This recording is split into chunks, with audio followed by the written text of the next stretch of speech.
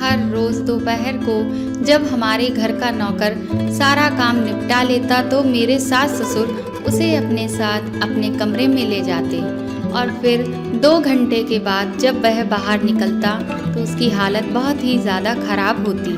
उसकी आंखें सूज गई होती और उसका पूरा शरीर पसीने से तरबतर होता और चेहरा बिल्कुल लाल पड़ जाता। मेरे तो कुछ भी समझ नहीं आ रहा था कि आखिर मेरे सास ससुर हमारे घर के नौकर को अपने कमरे में बुलाकर ऐसा क्या करवा रहे हैं। मेरी शादी 3 साल पहले आनंद के साथ हुई थी। ससुराल में आनंद, उसकी एक बड़ी बहन और उसके माता पिता थे। आनंद की बहन की शादी हो चुकी थी। मुझे बहुत अच्छा ससुराल मिला था। सभी लोग मुझसे बहुत प्यार करते थे और मेरी इज्जत भी करते थे। आनंद भी मुझसे बहुत प्यार करता था।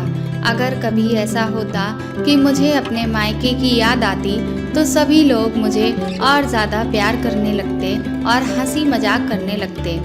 एक दिन शाम को जब हम सब एक साथ बैठकर चाय पी रहे थे तो आनंद बोला कि आज मुझे एक लड़की मिली थी जो सभी लोगों से पैसे मांग रही थी। फिर जब वह मेरे पास आई तो मैंने उससे पूछा कि तुम्हें पैसे क्यों चाहिए, तो उसने कहा कि अपने बच्चों को खाना खिलाने के लिए। उसकी बात सुनकर मुझे उस पर दया आ गई और फिर मैं उसके साथ उसके घर चला गया कुछ खाने पीने का सामान लेकर। जब मैं उसके घर पहुंचा तो मैंने देखा कि वह लोग एक टूटी फूटी झोपड़ी में रहते थे और उसका पति भी हर वक्त शराब के नशे में डूबा रहता था। मैंने उसको कुछ रुपए दिए और कहा कि अगर कभी ज़रूरत पड़े तो फिर वह मुझे याद कर ले, और मैंने अपना एड्रेस भी उसे दे दिया। हम सब ने आनंद से कहा कि ये तो तुमने बहुत ही अच्छा काम किया है। किसी गरीब की मदद करना बहुत ही पुण्य का काम होता है। फिर हम सब लोग रात का खाना खाकर सोने चले गए। दूसरे दिन सुबह मेरी सासू माँ ने कहा कि वह आज डॉक्टर के पास जाएंगी क्योंकि आनंद के पिताजी के शरीर में बहुत ज़्यादा दर्द रहता है, तो इसीलिए डॉक्टर को दिखाकर दवा लानी है। आनंद ने कहा कि आप दोनों को मैं अपने साथ लेकर चलता हूँ। तो यह सुनकर मैंने भी कहा कि मैं भी माँ जी के साथ चलूँगी, कहीं ऐसा ना हो कि वहाँ मेरी भी ज़रूरत पड़ जाए। लेकिन मेरी सासू माँ ने मना कर दिया। वह बोली कि नहीं, हम लोग खुद ही चले जाएंगे और आप दोनों फिक्र मत करो। फिर शाम को जब मेरे सास ससुर वापस आए तो मैंने उनसे पूछा कि डॉक्टर ने क्या कहा और कौन से चेकअप किए और कौन कौन सी दवाइयाँ कब कब खाने को बताई हैं। आप मुझे बता दीजिए, मैं पिताजी को समय से सारी दवाइयाँ दे दूँगी। लेकिन मेरी सासू माँ ने कहा कि बहू, तू बेकार ही परेशान हो रही है। मुझे सारी दवाइयों के बारे में पता है। मैं खुद ही तेरे ससुर जी को समय से दे दिया करूँगी। फिर मैंने सोचा कि चलो अब मैं किचन का काम निपटा लेती हूँ। तभी मुझे याद आया कि छत पर सूखने के लिए डाले गए कपड़े अभी तक मैंने उतारे ही नहीं थे, तो मैं तुरंत ही दौड़कर छत पर गई। लेकिन मेरी फूटी किस्मत, मेरा सीढ़ियों से पैर फिसल गया और मैं गिर पड़ी। आनंद तुरंत ही मुझे डॉक्टर के पास ले गए और डॉक्टर ने कहा कि मेरी कमर की हड्डी में फ्रैक्चर हो गया है और डॉक्टर ने मुझे बेड रेस्ट करने को बता दिया और एक बेल्ट भी कमर पर बांधने को दी। फिर हम दवा वगैरह लेकर घर आ गए। मेरी ऐसी हालत से मेरे सास ससुर बहुत परेशान थे, लेकिन अब मुझे सबसे ज़्यादा इस बात की चिंता सता रही थी कि माँ जी तो बुजुर्ग हैं, उनसे घर का काम नहीं होता और डॉक्टर ने मुझे तो उठने से भी मना कर दिया है। अब घर का काम कैसे होगा? तो मैंने आनंद से कहा कि वह कोई काम करने वाली बाई ढूंढे। आनंद अपने दोस्तों और आस पड़ोस में काम वाली बाई के लिए पूछने लगे कि अगर कोई अच्छा और ईमानदार नौकर मिल जाए तो बहुत अच्छा रहेगा। ऐसा नहीं है कि नौकर मिल नहीं रहे थे, लेकिन कहीं कोई नौकर बहुत नखरे दिखा रहा था तो कहीं किसी की नीयत बिल्कुल भी साफ नहीं लग रही थी। खैर, एक हफ्ते तक तो घर का सारा कामकाज आनंद ने ही संभाला। आखिर वह करते भी तो क्या क्योंकि नौकर तो मिल ही नहीं रहा था, लेकिन उन्हें ऑफिस भी जाना होता था, तो फिर वह इस चीज़ को ज़्यादा दिन मैनेज नहीं कर पाए। तो मैंने सोचा कि क्यों ना मैं अपनी मौसेरी बहन की लड़की को कुछ दिनों के लिए घर बुला लूं। लेकिन जब मैंने फ़ोन करके उन्हें सारी बात बताई तो उन्होंने कहा कि उनकी बेटी के तो एग्ज़ाम चल रहे हैं, तो वह भी नहीं आ सकती। अब तो मैं बहुत परेशान हो गई और भगवान से प्रार्थना करने लगी कि वही कोई मदद भेज दें। एक दिन सुबह हम सब लोग बैठकर चाय पी रहे थे कि तभी हमारे घर की डोरबेल बजती है। जब आनंद ने दरवाज़ा खोला तो सामने एक औरत खड़ी थी और उसके साथ में एक आदमी भी था। आनंद ने उनसे कहा कि आप तो, तभी मैं और मेरी सास भी पूछने लगे कि कौन आया हुआ है। हम लोग तो उस औरत को नहीं पहचानते थे, लेकिन शायद आनंद उसे जानते थे। आनंद उस औरत को अंदर लेकर आए और बोले कि यह वही है जिनकी एक बार मैंने मदद की थी। फिर हमें भी याद आ गया। आनंद ने उनसे पूछा, बताइए दीदी, आपको आज क्या मदद चाहिए? तो वह कहने लगी कि मेरे पति ने अब शराब छोड़ दी है और वह भी अब किसी काम की तलाश कर रहे हैं। मैं तो पहले से ही एक घर में काम करती हूँ। अगर मेरे पति को भी आप कोई काम दिलवा दें तो आपकी बड़ी मेहरबानी होगी। इससे हमारे घर का भी गुजर बसर अच्छे से होने लगेगा।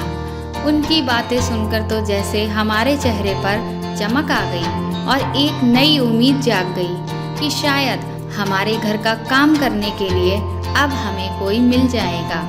आनंद ने कहा, काम तो है, हमारे घर पर ही है, लेकिन क्या आपके पति घर का कामकाज कर पाएंगे? तो उन्होंने कहा, हाँ, इसे घर का सारा काम करना आता है। उनकी बात सुनकर हम लोगों को भी सुकून मिल गया। आनंद ने उसके पति को आज से ही घर के काम करने के लिए रख लिया। वह बेचारा जल्दी जल्दी चाय पीकर किचन में खाना बनाने में लग गया और आनंद अपने ऑफिस चले गए और मैं और मेरे सास ससुर अपने अपने कमरों में आराम करने लगे। कुछ दिनों के बाद मैंने यह नोटिस किया कि मेरे घर का नौकर काम करने के बाद दोपहर को हर रोज़ मेरे सास ससुर के कमरे में जाता और उसके अंदर जाते ही मेरी सास अंदर से दरवाज़ा बंद कर लेती। फिर काफ़ी देर के बाद जब वह बाहर निकलता तो वह पसीने से लथपथ होता और उसका चेहरा भी बहुत थका हुआ होता।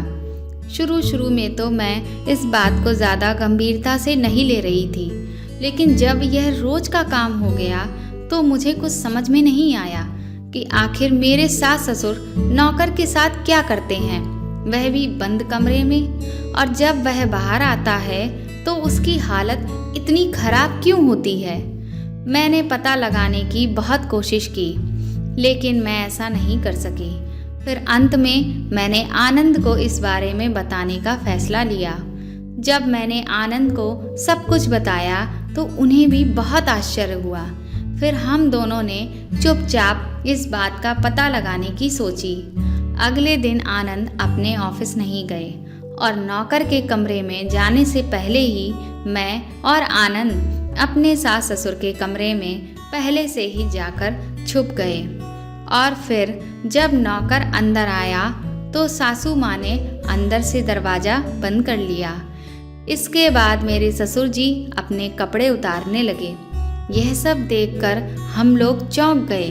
हमें समझ नहीं आ रहा था कि आखिर यह सब क्या हो रहा है। फिर सासू माँ ने एक बड़ी सी शीशी नौकर को लाकर दी और वह मेरे ससुर जी के शरीर पर मालिश करने लगा। वह पूरी ताकत के साथ बिना रुके हुए मालिश कर रहा था, जिसकी वजह से उसका चेहरा लाल पड़ गया और वह हाँफने लगा और पसीने से भी भीग गया। हम दोनों तुरंत ही बाहर निकले और हमें अचानक कमरे में देखकर मेरे सास ससुर घबरा गए। आनंद ने अपनी माँ से पूछा, यह सब क्या है? आपको अगर मालिश ही करवानी थी तो फिर दरवाज़ा बंद करने की क्या ज़रूरत, और हम लोगों को बिना बताए ऐसे चुपके से यह सब करवाने की क्या ज़रूरत पड़ी? मेरी सासू माँ कहने लगी कि बेटा ऐसी कोई बात नहीं है। दरअसल हम यह तेल किसी बाबा जी से लेकर आए थे और उन्होंने कहा था कि इसकी मालिश करने से शरीर का सारा दर्द सही हो जाएगा। लेकिन इस बारे में हमने तुम्हें कुछ भी इसलिए नहीं बताया क्योंकि तुम इसे अंधविश्वास की बात कहकर इस तेल को फिकवा देते। वैसे भी तुम बाबा वगैरह में कहाँ मानते हो, इसीलिए हमने तुमसे यह बात छिपाने की सोची।